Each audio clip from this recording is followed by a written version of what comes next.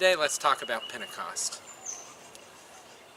The Holy Spirit came like a strong, driving wind from the sky and enabled them to proclaim. Acts chapter 2, verse 5. Now there were devout Jews from every nation under heaven staying in Jerusalem.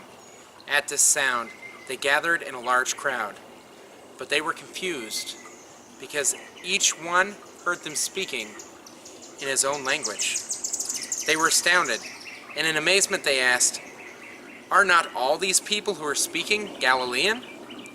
Then how does each hear them in his own native language? We are Parthians, Medes, and Elamites, inhabitants of Mesopotamia, Judea, and Cappadocia, Pontus, and Asia." It continues to talk about all the different languages that really served in that time and even today as barriers. Knowing someone's language breaks down a specific barrier. In ministry, each of us needs to call upon the Holy Spirit to break down the many barriers that we may have. Some of these barriers exist within ourselves personally. Some of you might have barriers that deal with guilt or shame, insecurity or doubt. We all have struggles.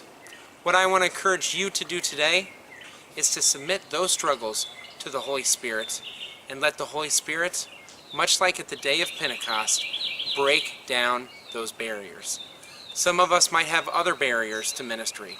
Maybe you don't have enough space or enough teams or enough volunteers.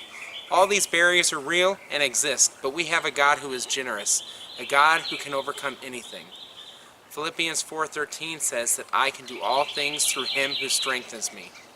Be not afraid to call upon that Holy Spirit to break the barriers that exist from your ministry really thriving. Live out Pentecost every day.